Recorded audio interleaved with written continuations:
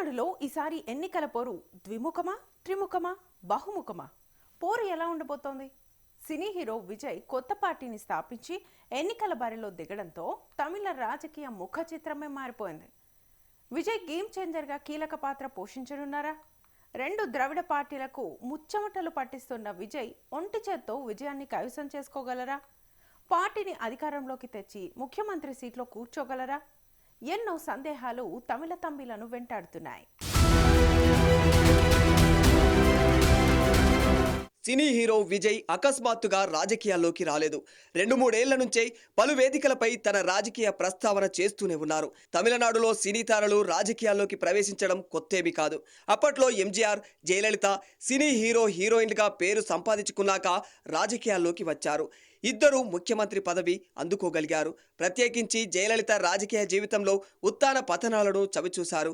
అధికారం అనుభవించారు, పరాభవాన్ని చవిచూశారు, కటకటాల వెనక్కి కూడా వెళ్లారు. ఇక్కడ కరుణానిధి పేరే విస్మరించడానికి వీల్లేదు. సినీ రచయితగా ప్రస్థానం ప్రారంభించి రాజకీయాల్లోకి ప్రవేశించారు. పలుసార్లు రాష్ట్ర ముఖ్యమంత్రి అయ్యారు. వీరు ఎన్నో ఎత్తుపల్లాలు చూశారు.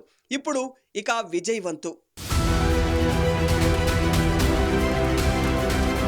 తమిళనాడు రాజకీయాల్లో 2026 ఎన్నికలు సాంప్రదాయ ద్రవిడ ద్వంద్వ పోటీ నుంచి మల్టీ కార్నర్ ఫైట్ దిశగా మల్లుతున్న కీలక దశలో సినీ హీరో విజయ్ నాయకత్వంలోని తమిళగ వెట్రి కళగం టీవీకే నిజంగా గేమ్ చేంజర్గా మారే అవకాశాన్ని సృష్టిస్తోంది.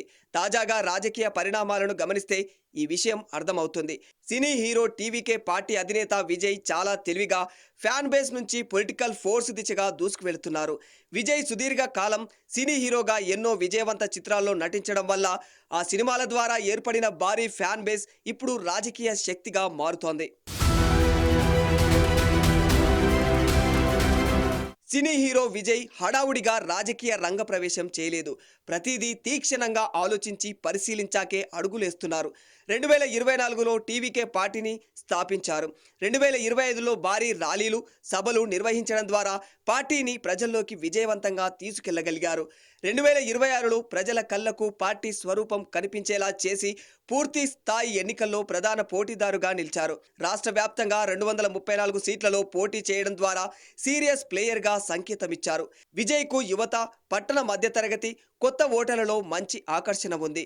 తన సినీ గ్లామర్ ఇమేజ్తో మాస్ లీడర్గా, క్రౌడ్ పుల్లర్గా నిలిచారు. ఇది స్టార్ ఇమేజ్ను ఓటు బ్యాంకుగా మార్చుకునే ట్రాన్స్ఫర్మేషన్ మోడల్. గతంలో ఎంజీఆర్, జయలలిత ఈ మోడల్ ప్రయోగాలే చేసి విజయం సాధించారు. ఆ ప్రయోగాలను గమనించిన విజయ్ ప్రస్తుతం అదే దారిలో అడుగులు వేస్తున్నారు. విజయ్ వల్ల ఖచ్చితంగా ఓట్లు చీలిపోతాయని వివిధ పార్టీలు భావించడంతో అతనితో పొత్తు పెట్టుకుని రాజకీయ లబ్ధి పొందాలని తహతహలాడాయి. బీజేపీ చాలా తీవ్రంగానే ప్రయత్నించింది. ఆంధ్రప్రదేశ్లో సినీ హీరో పవన్ కళ్యాణ్ను తన వైపు మార్చుకున్నట్లు విజయ్ని కూడా తమిళనాడు పవన్ కళ్యాణ్గా మార్చాలని ప్రయత్నించినా ఆ పాచికలు పారలేదు.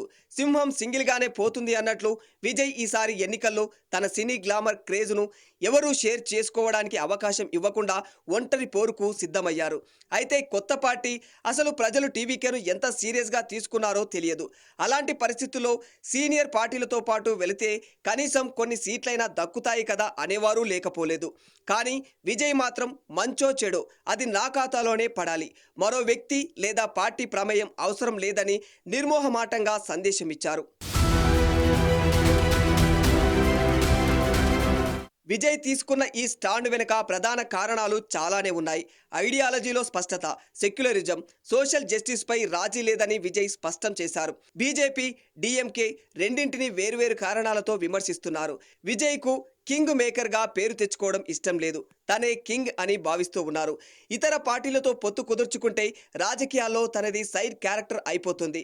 సినిమాల్లో హీరోగా విజృంభించిన విజయ్ రాజకీయాల్లోనూ పవర్ఫుల్ రోల్నే ఆశిస్తూ ఉన్నారు. ప్రస్తుత తమిళ రాజకీయాల్లో ద్రవిడేతర ప్రత్యామ్నాయ శక్తిగా ఎదగడమే వారి లక్ష్యంగా కనిపిస్తోంది. అందుకే బీజేపీ భారీ ఆఫర్ను తిరస్కరించారు. 90 సీట్లు సీఎం రొటేషన్ ఆఫర్ కూడా తిరస్కరించాడు. ప్రభుత్వ వ్యతిరేక ఓట్లపైనే విజయ్ కన్నేశారు. పైగా ప్రజల్లో డీఎంకే, ఏఐడీఎంకే పార్టీలపై ఉన్నటువంటి విసుగు తనకు కలిసి వస్తుందని ఆశిస్తూ ఉన్నారు. విజయ్ తక్షణ లాభం కన్నా దీర్ఘకాలిక ప్రయోజనాలే ముఖ్యం అనుకుంటున్నారు. విజయ్ యువత, social media wave, digital campaign, fan క్లబ్బులు, గ్రౌండ్ నెట్వర్క్లను బలంగా నమ్ముకున్నారు. విజయ్కు రాజకీయ అనుభవం లేకపోయినా ఎమోషనల్ కనెక్టివిటీ ఉంది. యువ రాజకీయాలు, మహిళలకు, పేదలకు వివిధ స్కీముల ద్వారా సంక్షేమ కార్యక్రమాలు తమ పార్టీని ప్రాణావసరాలుగా విజయ్ గుర్తిస్తున్నారు. ఎంజీఆర్ తరహాలో పాపులర్ పాలిటిక్స్ చేయాలని నిర్ణయించుకున్నారు. ఒక్క మాటలో చెప్పాలంటే తాను మూడో శక్తి కాదు, ప్రధాన ప్రత్యామ్నాయం అని విజయ్ తనను తాను ఎన్నికల్లో ప్రొజెక్ట్ చేసుకుంటున్నారు. మరి సినీ అభిమానం ఓట్లుగా మారుతుందా లేదా అనేది ఎన్నికల్లో తేలాల్సిన అంశం.